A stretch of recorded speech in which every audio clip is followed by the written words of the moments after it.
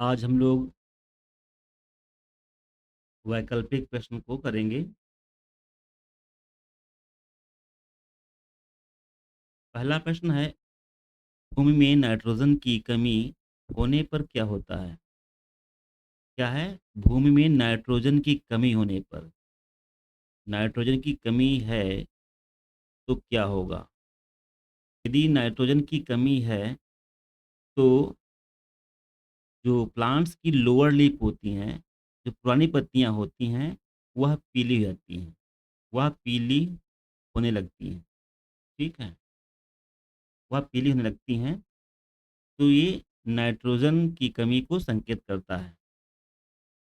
तो यहाँ पर कौन-सा होगा सही? पुरानी पत्तियाँ पीली पड़ने लगती हैं। बस यही आप जो है इसे यही आपका सही होगा। ठीक है? यही आपका सही होगा।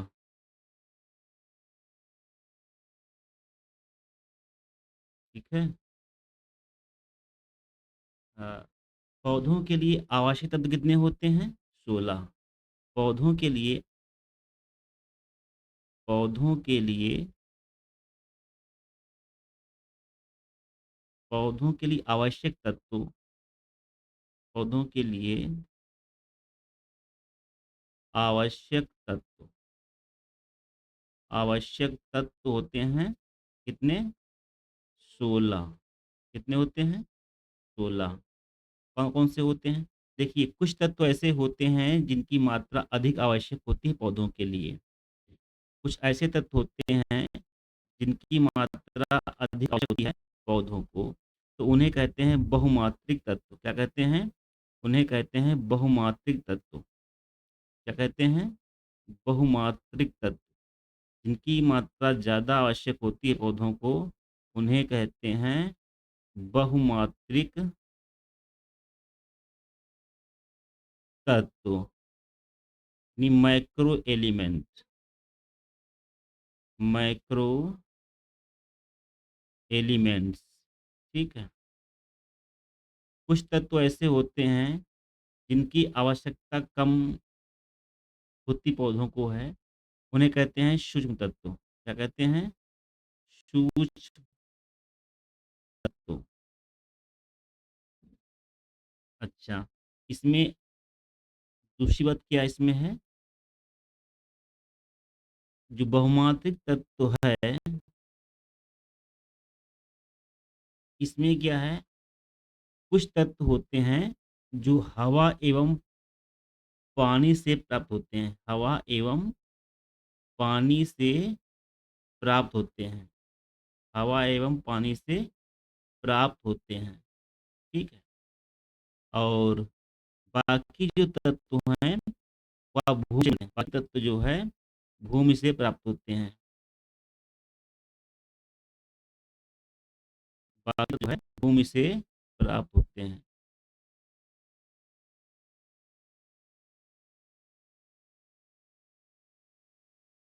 बाकी तत्व जो है, भूमि से प्राप्त होते हैं। भूमि से प्राप्त होते हैं। भूमि से प्राप्त होते हैं। भूमि से प्राप्त होते हैं, ठीक है? अच्छा, हवा एवं पानी से तत्व प्राप्त होते हैं, उनके नाम क्या हैं? CHO, C for carbon. C को कहते हैं carbon. H hydrogen. Hydrogen. O oxygen, ठीक है? अब इसके बाद क्या है? जो भूमि से तत्व प्राप्त होते हैं, माइक्रो एलिमेंट्स हैं, यानी बहुमात्रिक तत्व हैं, उनमें 3 तत्व ऐसे होते हैं जिन्हें कहते हैं प्राइमरी तत्व। क्या कहते हैं? प्राइमरी। और 3 तत्व ऐसे होते हैं जिन्हें कहते हैं द्वितीयक तत्व। क्या कहते हैं? द्वितीयक तत्व। द्वितीयक, ठीक है? तो एन पी के, एन का मतलब है नाइट्रोजन, पी का मतलब है फास्फोरस, के का मतलब है पोटास, ठीक है? ये ऐसे माइक्रो एलिमेंट्स हैं, ऐसे बहुमात्रिक तत्व हैं जो प्राइमरी एलिमेंट्स हैं। मतलब पौधों को चाहिए ही चाहिए, पौधों को चाहिए चाहिए। तो ये प्राइमरी एलिमेंट हैं। दूसरे बहुमात्रिक तत्व हैं लेकिन वो सेकेंडरी एलिमेंट्स हैं। तो तीन तत्व हैं, कैल्शियम, मैग्नीशियम और सल्फर। तीन तत्व ऐसे हैं जिन्हें कहते हैं सेकेंडरी एलिमेंट, यानी है तो तत्व बहुमात्रिक एलिमेंट, इनकी मात्रा आवश्यकता अधिक होती है लेकिन इन तीन तत्वों की अपेक्षा कम होती है, ठीक है? इन तीन तत्वों की एनपीके यानी नाइट्रोजन, फास्फोरस, पोटास की अपेक्षा इन तीन तत्वों की आवश्यकता कम होती है, ठीक है? ये हैं द्वितीयक और ये हैं प्राइमरी। ठीक है, अब आते हैं सूक्ष्म तत्व जो बहुत कम मात्रा में आवश्यकता होती है। जैसे कौन कौन से हैं? एफ ई मतलब आयरन, से लोहा बोलते हैं। एम एन यानी मैग्नीज, जेड एन यानी क्या है? Zinc, C U copper, B boron, M O मतलब मोलिब्डेनम, मोलिब्डेनम और सी एल क्लोरीन, यानी सात तत्व ये हैं। एक दो तीन चार पाँच छः सात, सात एलिमेंट हैं। सात ये हो गए और तीन सेकेंडरी एलिमेंट हो गए और तीन हो गए प्राइमरी एलिमेंट और तीन हो गए आपके जो हैं जो हमारे, लेकिन ये तत्व प्राकृतिक रूप से पाए जाते हैं, मिल जाते हैं। इनको हमें खेत में डालनी होती है, ठीक है? तो तीन ये, तीन तीन छः तीन नौ सात 16, 16 तत्व कुल हो गए। लेकिन इसके बाद में एक तत्व और नया हुआ है, इसका नाम है निकिल, ठीक है? तो यदि कहीं परीक्षा में ऑप्शन विकल्प में 16 दिया हुआ है और 17 भी दिया हुआ है तो वहाँ 17 टिक करेंगे, ठीक है? यदि 16 नहीं दिया हुआ है तो वहाँ 17 टिक करेंगे, ठीक है? तो अब देखा जाए तो 17 तत्व आवश्यक हो गए हैं, ठीक है? अच्छा, अगला प्रश्न है, रहट का प्रयोग करते हैं पानी उठाने में, भूमि सुधार में, जल निकास में, बुआई करने में। रहट एक ऐसा एक सिस्टम है जिसके द्वारा किसान अपनी सिंचाई करता है। ये पानी उठाने का कार्य करता है, इसे जल उत्थापक कहता है और इसमें रहट भी रहट है। इसके अलावा क्या है? मायादास लिफ्ट होता है, मायादास लिफ्ट होता है, ठीक है? इसके अलावा बलदेव बाल्टी होती है, बलदेव बाल्टी होती है, काफ़ी हैं इस तरह से। आपने देखा होगा बेड़ी होती है, दोन होती है, मोटर पंप होती है, ये नल जो नल हैं ये भी जल उत्थापक है, ठीक है? जो ज़मीन से पानी निकाल रहे हैं, है ना? तो ये सारे यंत्र जो यंत्र हैं, मशीनें हैं जो जल उत्थापक हैं। तो रहट का प्रयोग किया जाता है पानी उठाने में, पानी उठाने में, ठीक है? जैसे कोई तालाब है, कुआँ है, तो वहाँ पर इस यंत्र को इंस्टॉल किया जाता है और फिर जो है एक एक जोड़ी बैल से जो है बैलों को घुमा करके अ, जो तालाब है या कुआँ है उसमें एक चरखा लगा होता है, एक मतलब उसी में पट्टा लगा होता है, पट्टे में बाल्टियाँ लगी होती हैं, इस तरह से जो है वो पानी निकाल देते हैं। ये आपका हो गया। थोड़ा सा आपको बता दूं।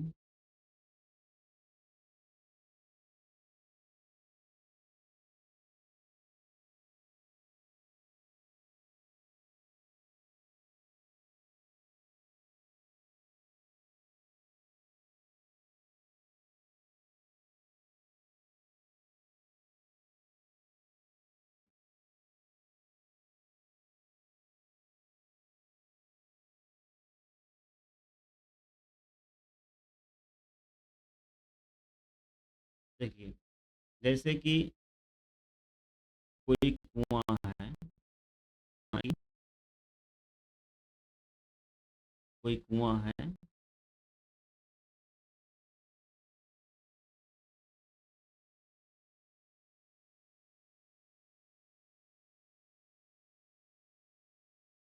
ठीक, कुआं कोई है। तो इसी कुआं के ऊपर इस इंस्टॉलमेंट करते हैं, जैसे ये लकड़ी के पटरे लगा दिया है, ठीक है। और यहाँ पर इसको जो है एक इस तरह से इंस्टॉल किया गया कि यहाँ जो पानी है, पानी यहाँ पर आ जाए, तो यहाँ से जो है अब पानी खेत में पहुँच जाएगा।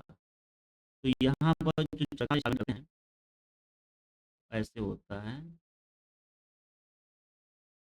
तरह तरह से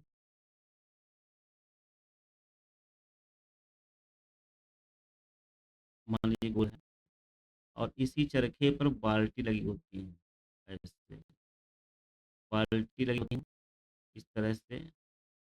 और वह पट्टा पट्टे पे लगा हुआ होता है जैसे।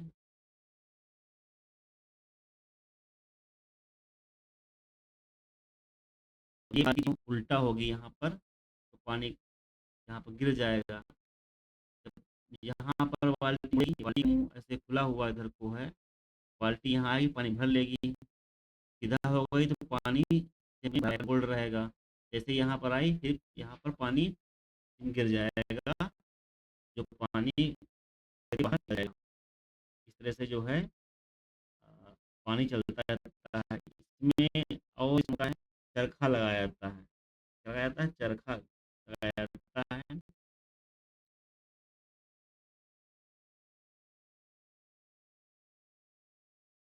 इसी गाड़ होती है, एक लकड़ी की बनी होती है, दूर यहाँ से होती है।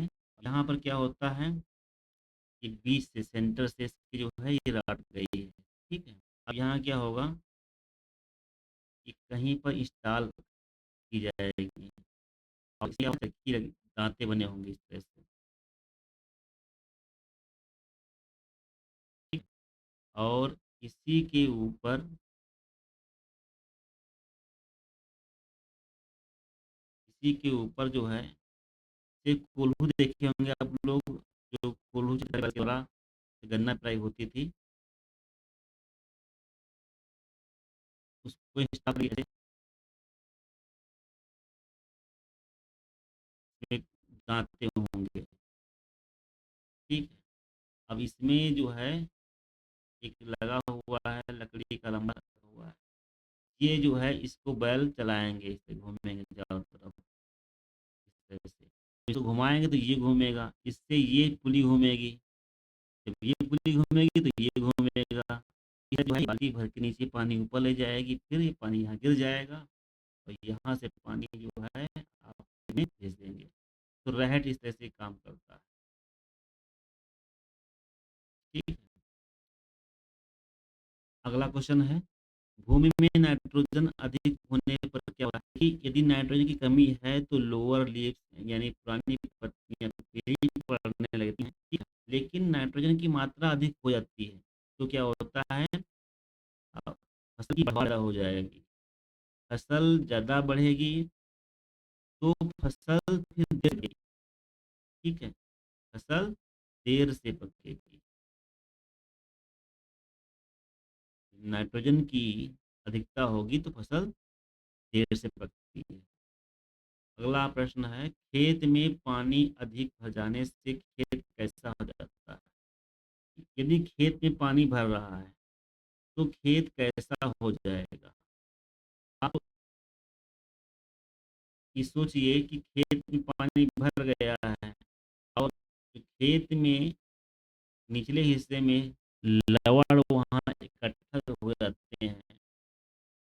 जैसे कि खेत है, माना कोई खेत, इस खेत में पानी अधिक भर गया, पानी है में भरा रहा, तो क्या होगा, जो लोअर लेयर में, निचली लेयर में जो है, यहाँ पर जो लवण यहाँ इकट्ठा हो रहे हैं, तो क्या करते हैं, या बरसात होती है, पानी के साथ घुल करके ऊपर के लवण नीचे आते रहते हैं, इकट्ठा होते रहते हैं। अब पानी यहाँ पर खड़ा है खेत में, मतलब पानी भरा, 2-3 दिन भरा रहा, तो ये जो लवण यहाँ की कठोर लेयर बना चुके थे, वह पानी में घुल जाएंगे, पानी में घुल जाएंगे। और पानी पानी जो है वह केसीय क्रिया करेगा, केसीय जल के माध्यम से ऊपर चढ़ेगा, तो उसका क्या होगा, तो जो पानी के साथ में लवण आएंगे, वह मिट्टी की ऊपरी लेयर पर इकट्ठा हो जाएंगे और पानी वहां से वाष्पीकरण के माध्यम से उड़ जाएगा। तो जहाँ पर लवण की मात्रा ज़्यादा होती है, वहाँ पर हमको दिखाई पड़ता है कि सफ़ेद सफ़ेद कुछ पैच हो जाते हैं, कुछ वाइट वाइट पैच बन जाते हैं। और ऐसी जगहों पर हमारी फसल कमज़ोर रहती है, फसल कमज़ोर रहती है। यदि इसका सुधार ना किया जाए, तो कई सालों बाद में यह हमारा खेत बेकार जाएगा, ऊसर हो जाएगा। इसलिए उसको जो है बचाव करने के लिए ऐसी स्थिति ना आ पाए, तो जो यहाँ पर लेबर लवण की यहाँ पर जो लेयर बन रही है, इसको तोड़ना होता है, इसको सॉइलिंग करना होता है, मतलब गहरी जुताई करना होता है। तो जो साइंटिस्ट हैं रिकमेंडेड करते हैं कि 3 साल में गहरी जुताई जो है करनी चाहिए खेत की। जैसे मिट्टी यहाँ तक जो हल आएगा, तो मिट्टी इसको इसको तोड़ देगा और ये लेयर टूट जाएगी। फिर पानी यहाँ पर भरेगा तो पानी नीचे आ जाएगा, जो हमको हमारे खेत को हानि नहीं पाएगा। इस तरह से क्या होता है, हमारा खेत लवड़ी हो जाएगा, ऐसा हो जाएगा, लवड़ी है। खेत में पानी अधिक भर जाने से क्या होता है, लवड़ी हो जाता है।